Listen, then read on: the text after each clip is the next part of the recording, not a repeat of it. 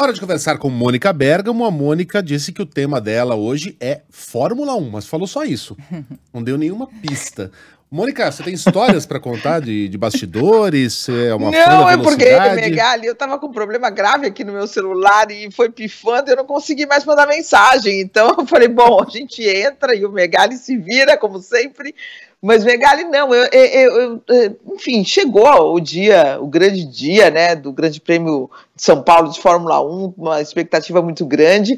E aí, falando um pouco dessa operação, como é que é essa operação faraônica, né, de transportes, que os organizadores enviaram para a gente aqui, quer dizer, para transportar as equipes, os carros, os equipamentos. Foram necessários 6 aviões cargueiros, né, Megali? É uma operação muito grande, muito gigantesca, 54 contêineres marítimos, né? Somente a carga aérea trazida para o Brasil equivale a 900 toneladas. E de navios chegaram mais 400 toneladas. Em terra, o transporte de todo esse material movimenta 90 carretas, então tem toda uma estrutura para que a gente chegue lá e veja a corrida que dura tão pouco. Eu me recordo uma vez, fazendo um paralelo aqui com a nossa profissão, de uma pessoa que não era jornalista e foi ajudar um jornalista a fazer uma pesquisa para escrever uma matéria. E falou, nossa, dá tanto trabalho assim, porque para ler uma matéria é tão rápido, né? Em 3 minutos você lê uma matéria, mas às vezes aquela matéria leva meses para ser feita. Então, mesma coisa com a Fórmula 1, né? Como os carros são transportados também, né? Os carros, eles são transportados dentro de caixas de espuma, né? Com travas para que o carro fique bem posicionado, não sofra qualquer dano durante o percurso, né? Depois do fim da corrida, eles são desmontados pelos mecânicos. Os carros são caríssimos, né? E são formados por peças desde um parafusinho de 1 milímetro, 1,5 milímetros, até um chassi com várias camadas de fibra de carbono gigantesco. Eles são desmontados para quê? Para não ter danos, né? Então são retirados motores, são retirados algumas partes do carro para fazer o transporte por partes. São retirados motor, caixa de transmissão, suspensão, retrovisores, tudo uma complexidade muito grande. Um carro vem com vários jogos de pneus, né? Então os pneus também vêm de fora, tudo vem de fora, tudo vem nessas carretas todas, tudo vem nesses aviões, tudo vem nesses navios. Então era um pouco esse bastidor e esses números que eu queria dar, quer dizer, uma operação faraônica mesmo para esse grande prêmio desse fim de semana que vai ser transmitido aqui pela Band e que todo mundo aqui vai assistir, Megali. Você sabe que eu tive a felicidade de cobrir alguns grandes prêmios de Fórmula 1, inclusive do exterior, porque na época o nosso repórter de Fórmula 1 era o Fábio Seixas.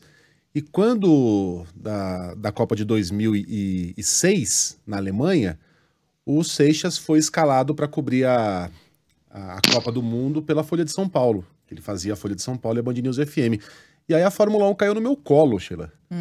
Então eu estreiei na Fórmula 1 fazendo os grandes prêmios da Austrália, se não me engano, Inglaterra, tem mais um. Estados Unidos, Indianápolis e Canadá, em Montreal, esses 4 aí. E eu fiquei muito impressionado exatamente com esse aspecto que você está sublinhando aí, Mônica, a estrutura.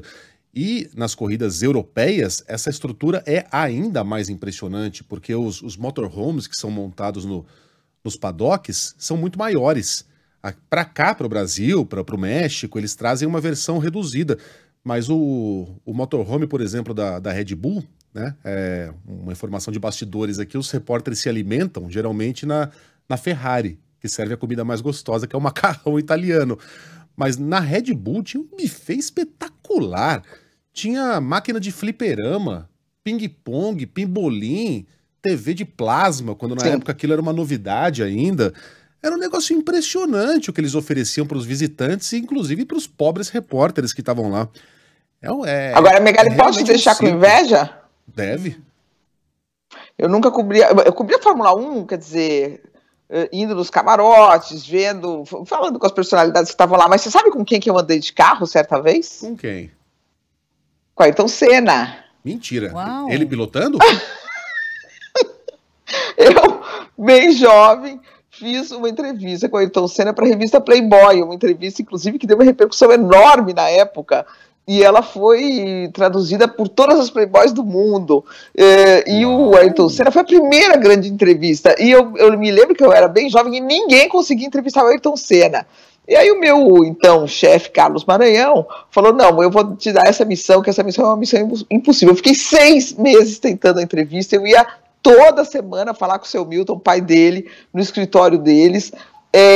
Conversei com todas as pessoas, né, da infância do Senna, fiz um dossiê verdadeiramente, né, e eu ia, quando ele chegava, eu ia nos jatinhos e tudo, e um belo dia o seu Milton me chama, nos jatinhos não, eu ia no aeroporto ver ele desembarcar, ficava me apresentando e tal, e um dia o seu Milton me chama e fala assim, olha, você merece, pela sua insistência, pela sua vontade. Venceu pelo cansaço.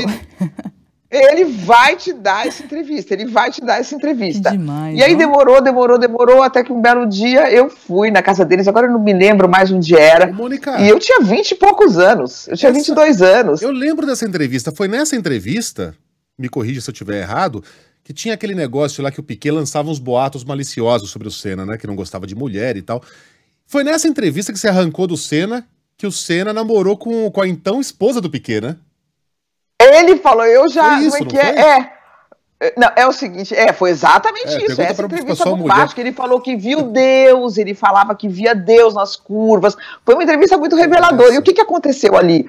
Técnicas de uma entrevista grande assim, né, claro que se já entrar aqui agora o governador, nós vamos ter 3, 4 perguntas para ele, mas uma entrevista profunda dessa, eu realmente me aprofundei muito na vida dele, e eu entrevistei, conversei com um amigo dele, agora não me vem o nome à mente, mas que teve que se separar dele por causa desses rumores lançados pelo Piquet. Foi uma coisa horrenda que o Piquet na época fez. E aí eu sei que o Senna era muito amigo desse jovem, e tinha uma coisa profunda, essa coisa de você abrir mão de uma amizade por toda essa questão que ele estava passando, a pressão da fama, a pressão dos anunciantes, a pressão do sucesso. E quando eu falei para ele, eu conversei com o seu amigo, etc., ele ficou muito triste. Aí ele desligou o gravador e ele falou assim, você sabe que eu já namorei com a mulher do Piquet, acho que era a mulher do Piquet na época, aqui faz muito tempo, né, Megali, mas era... Eu falei, por que você desligou o gravador? Ele falou... Não, porque eu não quero falar sobre isso, etc. Daí eu falei, tá bom. E aí eu liguei o gravador de novo, eu falei, Ayrton, você já namorou a mulher do Piquet?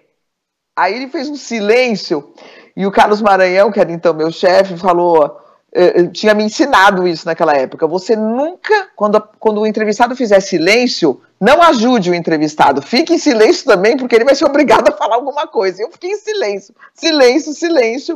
Aí ele falou, eu vou falar sim. Eu namorei, o Piquet sabe que eu sou homem. Eu lembro que a frase era essa. O Piquet sabe muito bem que eu sou homem. E ficou aquele silêncio, eu falei, só isso? Ele falou, só isso. E aí foi uma bomba atômica na época, né, Megali? Uma bomba, ele estava no auge da vida dele. Bom, e eu sei que a entrevista, ele gostou da entrevista. Por que ele gostou? Porque eu conhecia todos os detalhes da vida do Piquet, do Senna. E aí não deu tempo de perguntar tudo, eu falei, não deu tempo, essa entrevista são 20, 30 páginas, você nunca falou, eu preciso ficar mais. Ele falou, não, então amanhã você volta.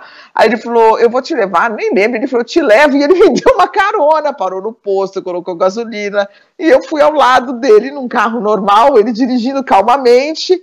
E quando eu voltei para a redação e contei tudo isso, eles me obrigaram a escrever como ele dirigia. Eu nem lembrava, nem tinha prestado atenção.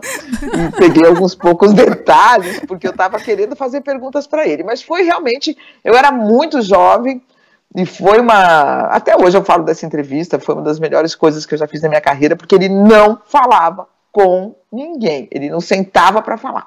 E falou que a Xuxa foi o grande amor da vida dele. Foi uma entrevista muito reveladora. Desculpa me alongar aqui, mas eu fiquei até emocionada pelas lembranças. Que baita história, demais. Eu tô querendo propor um quadro fixo, semanal, sei lá, pro fim de semana, meia hora da Mônica contando histórias, porque eu adoro ouvir as histórias da Mônica.